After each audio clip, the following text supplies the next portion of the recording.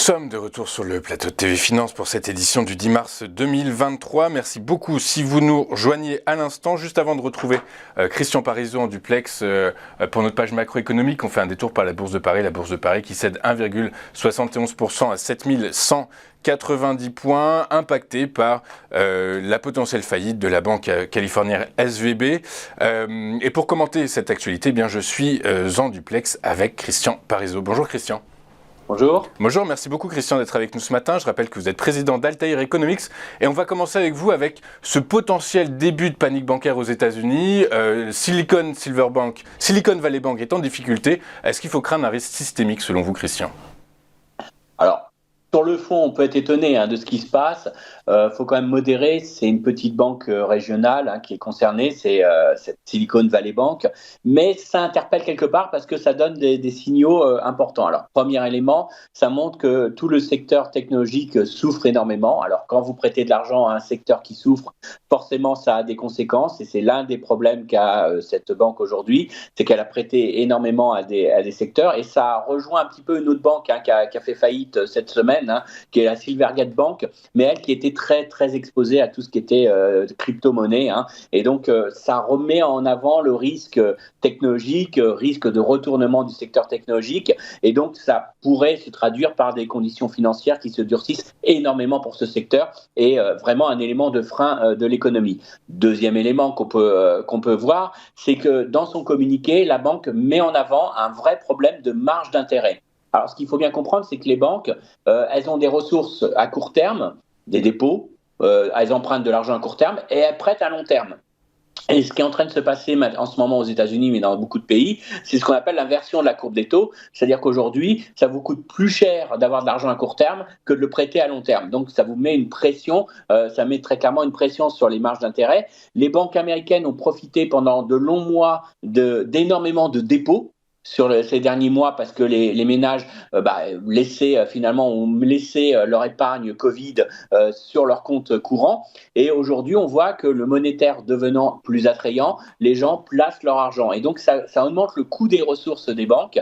Et derrière ces problèmes qu'a cette société, il y a l'image peut-être que les banques américaines commencent à réellement souffrir de l'inversion de la courbe des taux, qui est la plus forte depuis 40 ans aux États-Unis, c'est pas négligeable. Donc, commence à souffrir de l'inversion de la courbe des taux, commence à avoir des vrais problèmes financiers. Alors, encore une fois, c'est pas les grandes banques américaines, mais c'est une petite banque régionale qui commence à avoir ces problèmes-là. Et puis, dernier élément qui peut faire peur au marché, c'est que les banques, face à cette pression, face à des pertes potentielles sur les crédits, face à des marges d'intérêt qui sont sous pression, peuvent être incitées à vendre des actifs. C'est ce qu'a fait cette banque pour essayer d'améliorer ses fonds propres, pour améliorer ses ratios de solvabilité. Elle a vendu une grosse partie de son portefeuille, et ça peut faire peur aussi au marché en se disant si on a des ventes forcées des banques, là ça peut être des éléments importants. Alors, je modère quand même tous ces propos.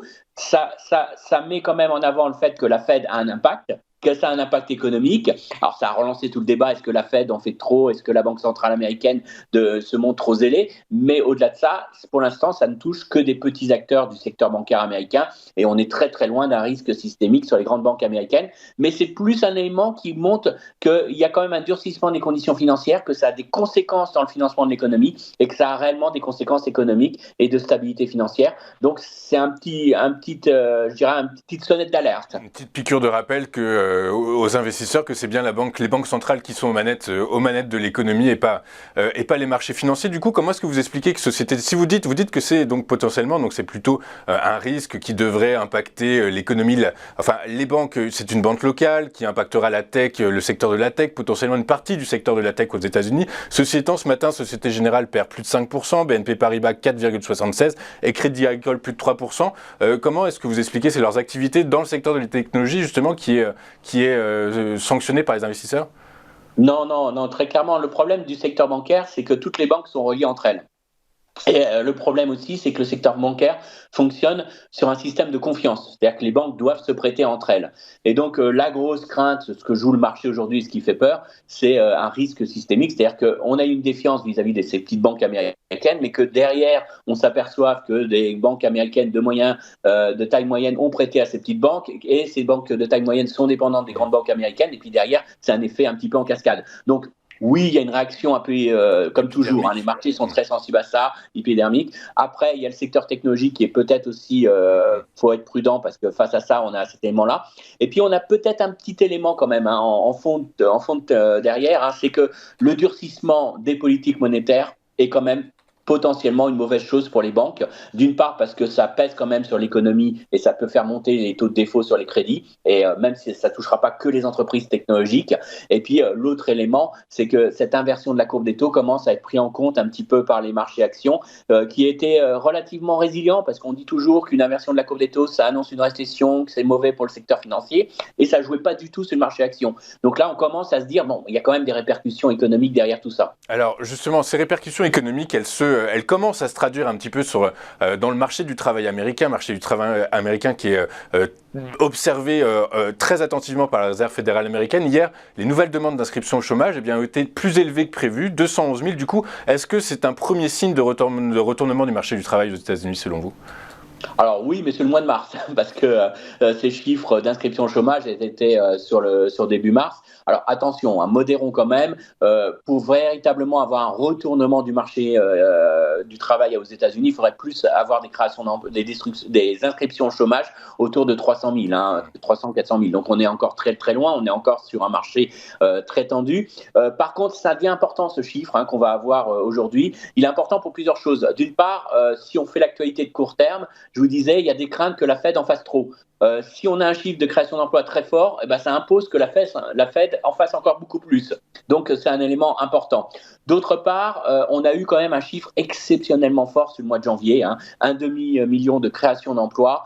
C'est trop fort pour être vrai, pour être honnête. Hein. Il y a eu des éléments un peu techniques, des éléments un peu de correction des variations saisonnières. Donc, il y a des facteurs un peu techniques qui expliquent ce chiffre particulièrement fort de janvier. Donc, on espère y voir un peu plus clair sur ce chiffre de février, mais tous les indicateurs que l'on a aujourd'hui restent quand même sur le fait qu'on est sur un marché du travail qui reste tendu, que les entreprises ont du mal à recruter et qu'on est quand même globalement hein, sur des créations d'emplois qui devraient rester autour de 200 000 créations d'emplois. Donc on suivra de très près parce que, comme toujours, une très bonne nouvelle économique, surtout en ce moment, avec les craintes que la Fed en fasse de trop, eh ben, ça pourrait faire surréagir les marchés en se disant, bah voilà, le marché de l'emploi est trop fort, la Fed va tout sacrifier pour véritablement atténuer cette tension inflationniste.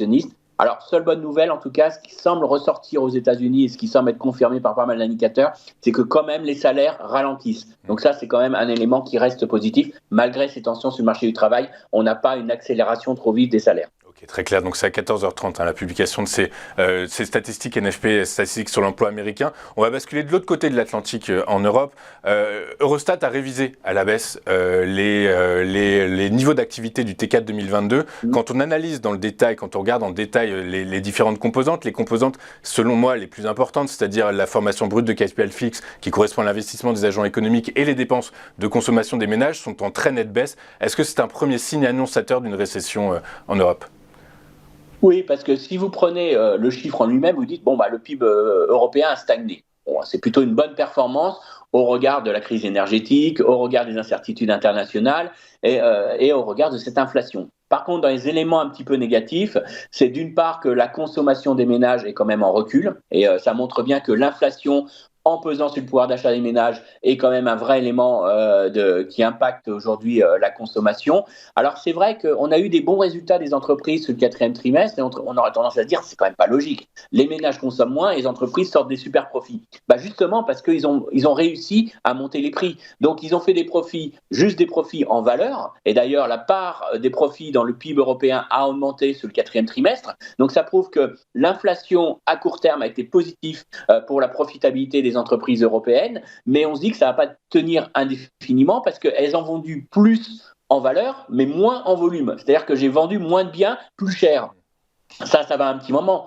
Mais à un moment donné, la consommation, elle est en train de se retourner et on voit qu'il y a quand même un vrai problème de pouvoir d'achat parce que les salaires ne suivent pas pour l'instant l'inflation. Contrairement à ce qu'a peur la BCE, pour l'instant, il n'y a pas d'indexation des salaires sur les prix.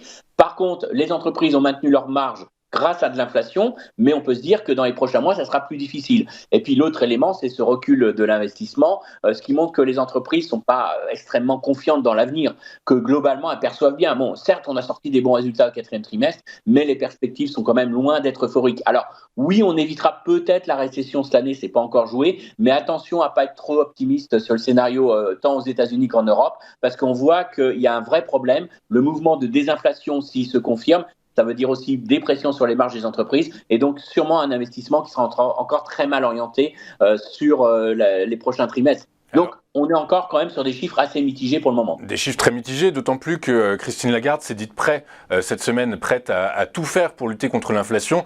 Est-ce qu'on peut lutter contre l'inflation sans passer par une récession? C'est possible selon vous? Historiquement, je vous dirais non. La réponse est non. Historiquement, on n'a jamais réussi à combattre une inflation aussi forte, une inflation dynamique, sans véritablement passer par la case récession. Alors, il y a quelques éléments quand même d'optimisme, parce que l'inflation qu'on a observée ces derniers mois, c'est une inflation en partie technique liée à des choses ponctuelles, temporaires. Je pense notamment à tout ce qui était lié aux tensions sur les chaînes d'approvisionnement, à la hausse des coûts du fret. Tout ça s'est retourné, donc ça, c'est plutôt des éléments favorables. Mais ce qu'on voit aujourd'hui, c'est ce qu'on appelle les effets second tour. C'est-à-dire que c'est l'impact des hausses des prix de l'énergie passée, de la hausse des coûts passés, qui est en train de se retransmettre à l'ensemble des secteurs, notamment dans les services où ça reste particulièrement dynamique. Et ce qui inquiète énormément la BCE, c'est que contrairement aux États-Unis, on n'a pas eu encore de mouvement d'inflexion au niveau du noyau dur de l'indice des prix, hors énergie, hors alimentaire. On reste encore sur une inflation forte, on reste encore sur des prix alimentaires particulièrement dynamiques sur une partie de cette année, ce qui pourrait alimenter les revendications salariales des salariés, parce que l'alimentation, c'est indispensable, vous ne pouvez pas faire une croix dessus, et c'est quelque chose qui joue énormément dans votre perception de l'inflation totale. Donc aujourd'hui, la BCE est sur la défensive, parce que d'une part, le pic d'inflation n'est pas passé, et que d'autre part, on voit que l'inflation alimentaire reste particulièrement forte et pourrait alimenter des revendications salariales. Alors moi, personnellement, je ne crois pas en une boucle de prix-salaire, et je ne pense pas qu'on va avoir ce mouvement-là. Je pense qu'on va avoir plutôt un mouvement de retournement de la consommation et un ralentissement économique, mais aujourd'hui, c'est un scénario très incertain, et la BCE doit montrer qu'elle sera inflexible. Et c'est ça aujourd'hui tout le message que nous envoient les membres de la BCE. Ouais, c'est ça, toujours cette recherche de crédibilité. Cette semaine, avant-hier, François Villeroy-de-Galhau a expliqué que l'inflation refluerait à partir du début S2 2023 et qu'elle serait divisée par 2 à la fin de 2023. Vous êtes d'accord avec cette prophétie ? Alors, on va lui dire pourquoi pas, mais comme il l'a dit lui-même, c'est pas une prévision, c'est une promesse, c'est une volonté affichée de la Banque centrale de véritablement, quoi qu'il en coûte, de faire reculer cette inflation. Alors pourquoi c'est pas une prévision? Parce qu'il y a beaucoup d'incertitudes aujourd'hui à prévoir l'inflation. Alors, entendant, je dirais que le scénario médian, tout le monde est à peu près d'accord avec ce scénario-là, mais on a vu par le passé qu'on pouvait être pris à contre-pied par ces statistiques d'inflation. Mais le plus important, et ce qu'essaye de mettre en avant M. François Villeroy-de-Galhau, c'est ce qu'on appelle ancrer les anticipations d'inflation. M. Powell en avait parlé mardi devant le Congrès américain. Il avait dit si tous les ménages, si les entreprises, les Américains pensent que l'inflation sera à 5%, l'inflation sera à 5% demain. Donc, c'est une question aussi un peu le côté autoréalisateur. Et aujourd'hui, les banquiers centraux, dans leur discours, il y a aussi une partie derrière ça qui est une volonté d'être crédible. Et ils ne veulent pas perdre leur crédibilité. Et ce qui a fait vraiment réagir la BCE, je pense, sur ces dernières semaines et ces dernières interventions, c'est le fait que sur les marchés de taux, on commençait de nouveau à pricer, à anticiper une inflation plus forte en zone euro, parce qu'on a eu des statistiques d'inflation un peu au-dessus des attentes. Donc là, aujourd'hui, il y a aussi un discours. Donc ce qui montre aussi, et ça, ce qui peut faire peur un peu au marché, c'est le fait qu'on a des banquiers centraux qui sont enfermés, qui sont bloqués aujourd'hui. Tant que l'inflation ne s'est pas réellement retournée, ils ne peuvent pas avoir un discours accommodant. Mais si derrière, on a une crise financière, si derrière, on a un choc financier, on voit qu'ils seront pris en tenaille entre leur objectif sur l'économie réelle et soutenir éventuellement les marchés. Donc, on voit que les marchés, aujourd'hui, ils n'ont plus le filet de sécurité qu'ils avaient précédemment. On se disait, en dernier ressort, les banquiers centraux vont venir, ils vont baisser les taux et tout sera résolu. Là, on voit que la situation est beaucoup plus complexe parce que l'inflation, aujourd'hui, enlève de la marge de manœuvre pour intervenir de la part des banques centrales. Alors, la situation est effectivement beaucoup plus complexe. La visibilité et ça assombrit un peu, n'est pas totalement limpide. Ceci étant, Bruxelles a profité de cette semaine pour dévoiler son plan de resserrement budgétaire qu'elle aimerait voir respecté par les différents États européens. Est-ce que avec cette crainte de récession en zone euro, c'est pas un peu trop tôt de la part de Bruxelles de dévoiler et d'imposer un resserrement budgétaire aux États européens? Alors, oui et non, parce qu'il faut être crédible aujourd'hui, il faut être crédible sur sa dette. Et ça évite finalement qu'on aille un emballement sur le marché obligataire. Le meilleur exemple, c'est ce qui s'est passé au Royaume-Uni. Ils ont eu vraiment un problème de crédibilité et ils le payent très chèrement aujourd'hui. On le voit avec la volatilité des obligations anglaises. Donc aujourd'hui, il faut que l'Europe reste crédible sur son budget. Et puis surtout, ce que dit aujourd'hui la Commission européenne, c'est va falloir avoir des plans à moyen terme crédibles sur les déficits publics. On ne peut plus continuer le quoi qu'il en coûte, on ne peut plus subventionner indéfiniment tout ce qui est énergétique, les boucliers énergétiques. Il faut aujourd'hui faire passer aux ménages les hausses de prix énergétiques, donc ce qui va forcément peser sur la croissance, mais qui, d'un autre côté, est obligé parce qu'il faut rester crédible sur les finances publiques. Donc avec la remontée des taux, avec le fait qu'on n'a pas une BCE qui peut aujourd'hui financer les États, on s'aperçoit qu'on revient à la réalité et qu'on revient aujourd'hui sur des obligations budgétaires qui vont largement s'imposer dans les prochaines années. Alors surtout, ce que craint aujourd'hui la Commission européenne, c'est qu'il ne faut pas sacrifier ces contraintes budgétaires, il faut réduire les dépenses mais pas les investissements. Et c'est là où il y aura un équilibre qui sera compliqué parce qu'il va falloir couper dans les dépenses de manière importante pour financer des investissements, notamment pour la transition énergétique. Et donc là, on est véritablement sur des contraintes budgétaires qui vont être très très fortes dans les prochaines années pour l'ensemble des États européens. Donc l'objectif de 3% est encore un objectif complètement utopique pour les prochaines années du coup? Il est utopique, mais aujourd'hui, on va regarder de très près plutôt les dépenses des États. Et ce qu'on va vouloir vraiment contraindre, ce sont les dépenses rapportées au PIB des États. Donc, ça veut dire les embauches de fonctionnaires, les dépenses publiques vont être quand même regardées de très très près par la Commission européenne maintenant. Surveiller de très près, il y a également ce qui sera... Alors, il y a ce fameux ratio dette sur PIB également qui est regardé de très près en cette période de forte inflation. Est-ce qu'il est intéressant de calculer et de comprendre ce ratio de dette-PIB en corrélation, en pondération avec les niveaux d'inflation? Oui, parce qu'un niveau de déficit ou un niveau de dépense, il y a quand même un effet inflation. Si je vous fais une inflation de 5%, ce qu'il faut bien comprendre, c'est que la solvabilité des États, c'est leur capacité à rembourser, à faire face à la charge d'intérêt. Donc, quand on a beaucoup d'inflation, on a les États qui prélèvent un pourcentage sur la richesse créée. Donc, lorsqu'on a plus d'inflation, on a plus de recettes.